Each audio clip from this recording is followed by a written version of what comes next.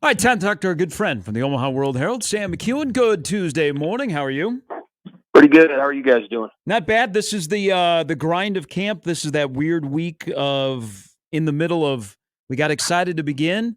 The light is kind of at the end of the tunnel, but we got to get through this week. So, with that said, what do you think will be a storyline for this week of camp at Nebraska? That's a good question.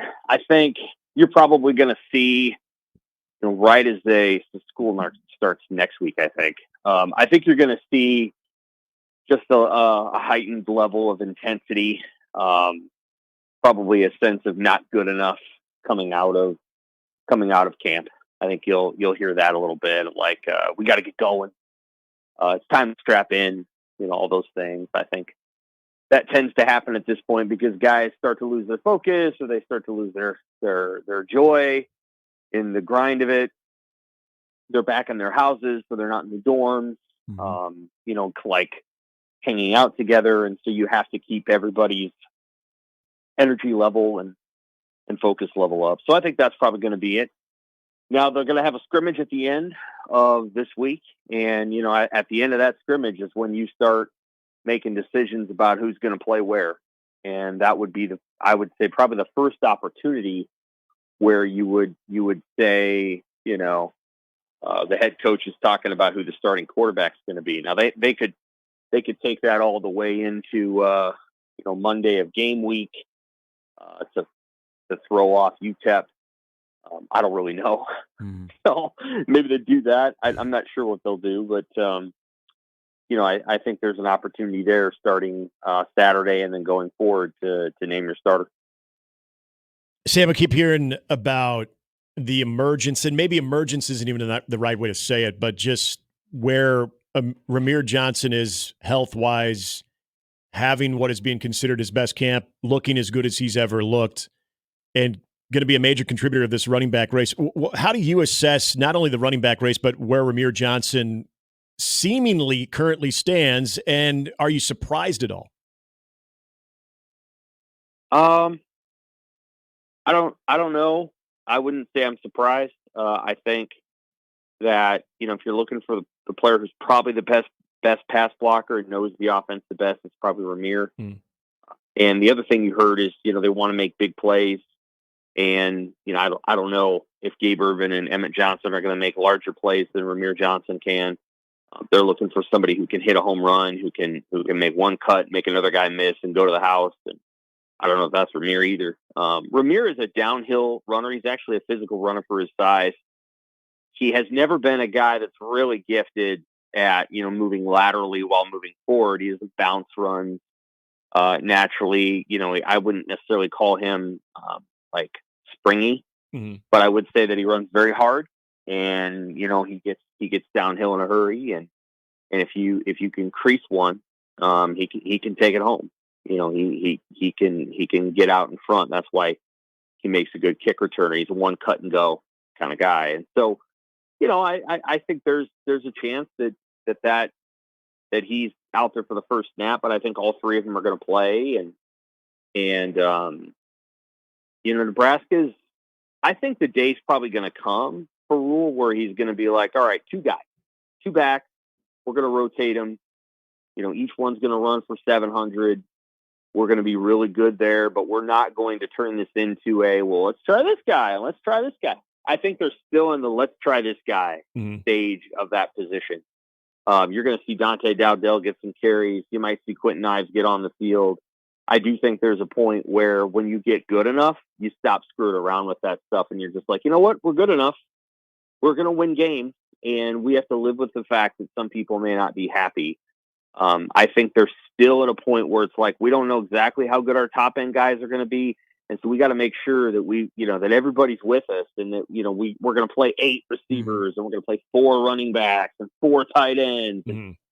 The better you get, the more you winnow that down, because you're like, yeah, we don't need to keep everybody happy. We've got really good top end guys. Let's talk about offensive tackle. So Corcoran came back yesterday.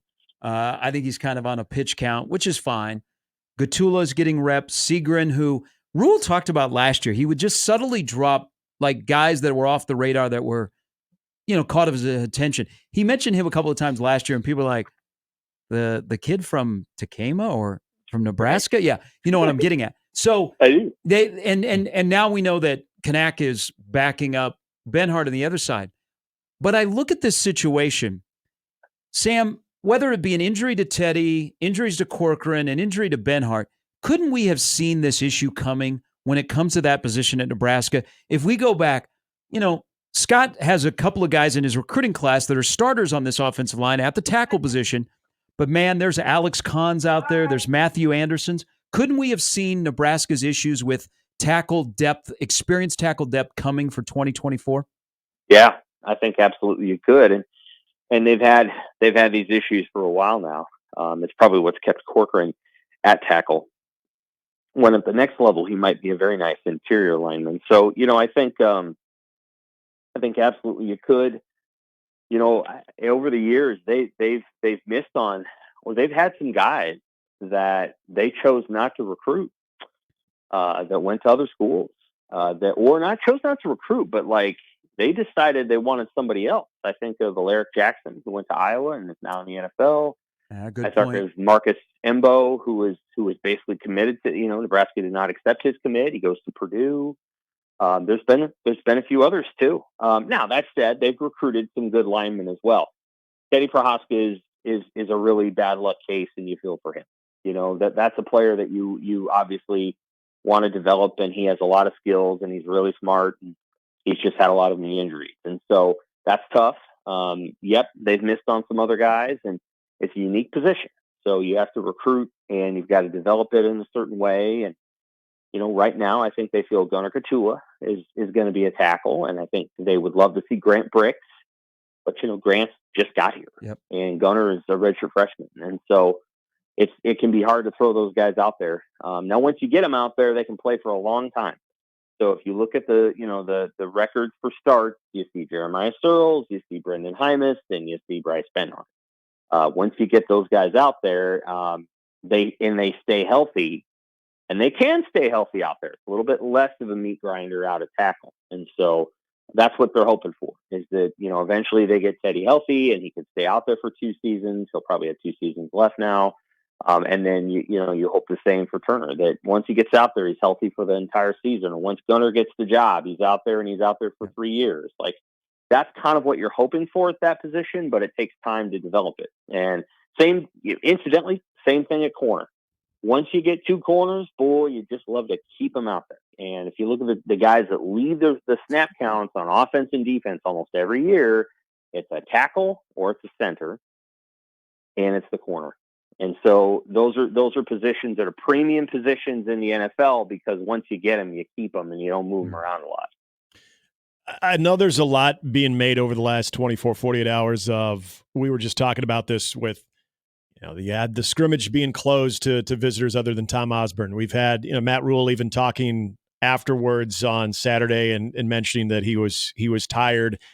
There's a lot of the things that were big storylines last year with the dorms and everything that Matt Rule, quite frankly, wants to move on from those being the storyline.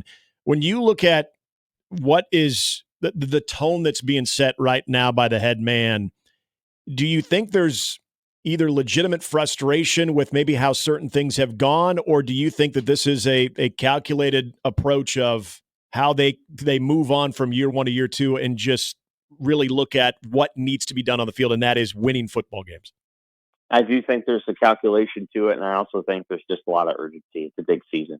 They can come out of the gate very, very hot. They have an opportunity here. They get their first 4 games at home. Their road games are at Purdue and Indiana, and then they also have Rutgers at home. So if you list off the first 7 games, and nobody's going to say it aloud because you got to respect every opponent. I get it. UTEP, Colorado, Northern Iowa, Illinois, Purdue, Rutgers, Indiana. Now, you dial back the clock 5 years, and you tell me the records of those teams, and you know exactly what Nebraska should do. Now, I'm not saying they're going to go 7-0. In fact, I'm not predicting that. But you hear the names of those teams. If you're who you say you are, and you've got You've got better recruiting classes in every single one of those teams. That maybe Colorado. I don't know how you rate Colorado's roster, but you should win games. And so part of what I think the urgency there is, we need to win games. And I've actually appreciated the way Troy Dannon has laid this out. That sort of lane 4, lane 3 thing that he says. He's like, we're going to be in lane 4, and we're going to do everything we can to get you to run as fast as you can in lane 4. Now, sometimes lane 3 will beat you. Now, lane 4, as people who follow track know, is usually the fastest or second fastest time in a heat. And so they're not in lane 1, is what he's saying. Now, he could have said lane 1, but everybody knows lane 1 almost never wins anything in a final, in a track final. Lane 4 often does. But what they're saying is, you guys have all the things you need to be in lane 4. Mm-hmm. We're a good football program. Now let's sprint. And so I think there's a sense of urgency there that comes with just, this being year 2 and the shovelfuls of money that they have thrown at this. They have thrown a lot of money and staff at this. So if you're gonna open a training table that's worth however many millions of dollars and has, order, omelets to order and sandwiches to order, and everybody's walking around and it's an amazing space, then you need to win. Like, if you're not going to win, then what is all that for? So I think there's a sense of, okay, time to put the W on the board, because that's going to make everybody feel better. And I think that's accurate. Hey, we will probably not with as much intensity as we had a couple of weeks ago, but we'll pay attention at 12:15 on Saturday when David Sanders announces where he's going to go to school.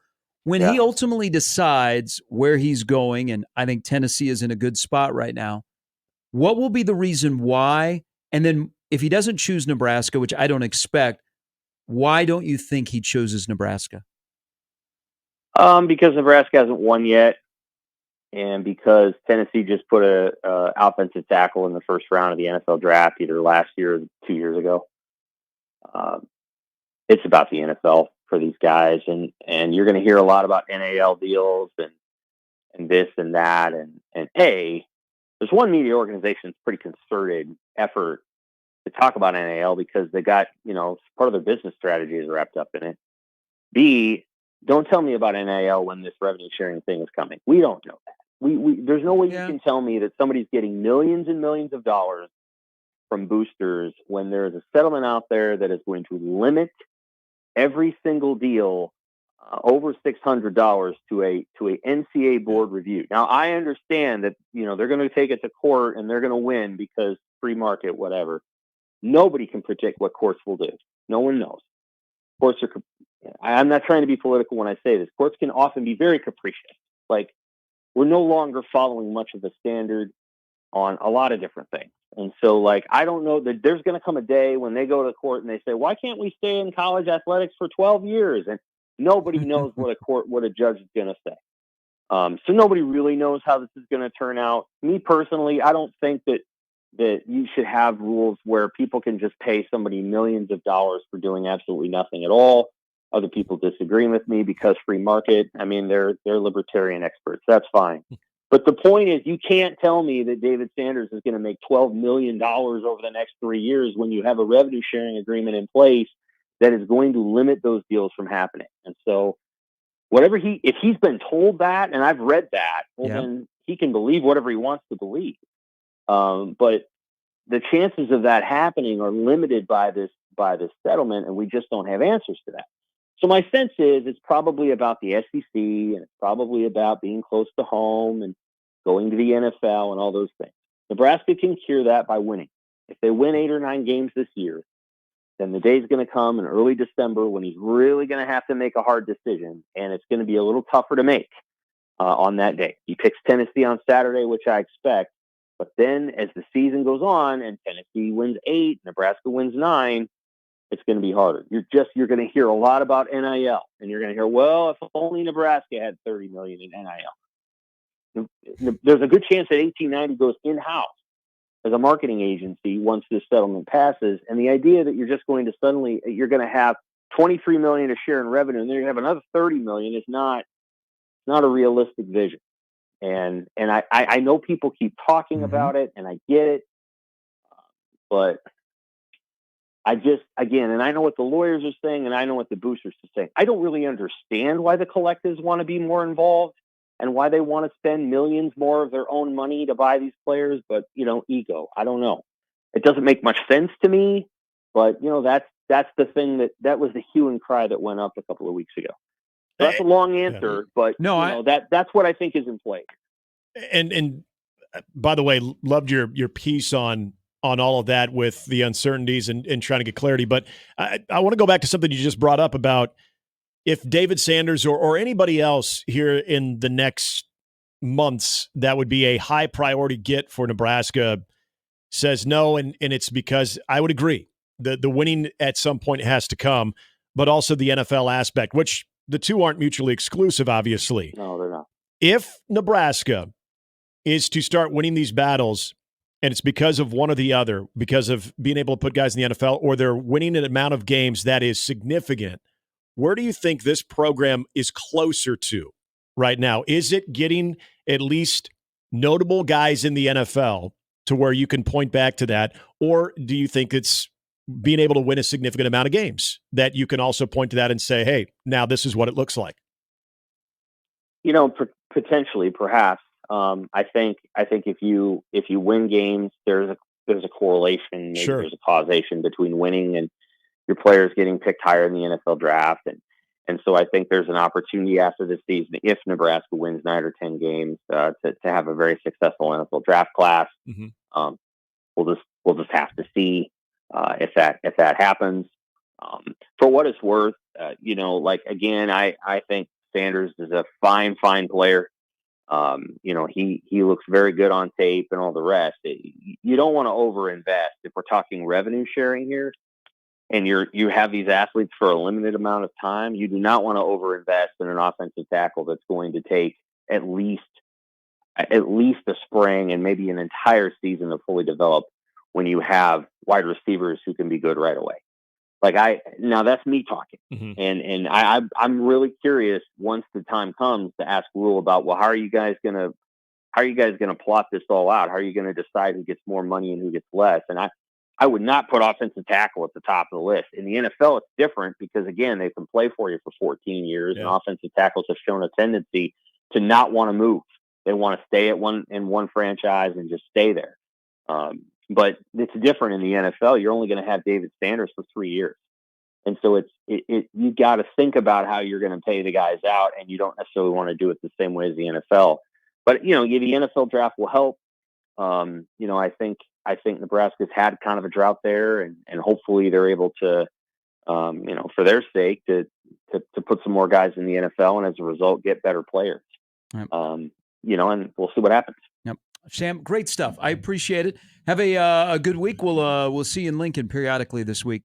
You bet. Sorry to go on a rant there about NIL, but we don't know what's going to happen. Yeah. No, how can they promise these kids these things? Well, there's going to be a lot of sad stories that are going to be told after the fact. I mean, we know that's coming. Yeah. Yep. Sam, that's true. And how can we report that? We can't. I think we're duty bound to say, well, just so we're clear, any NIL deal coming forward is going to be shaped by this settlement. And then, the obvious thing says, well, that's going to be thrown out. But says who? I mean, we don't know that. Anyway, I'm done. Yeah. Have fun being an athletic director right now at either a Power 4 or a Group of 5 or a mid-major that doesn't have football. Right. Yep. Crazy times. Sam, thank you.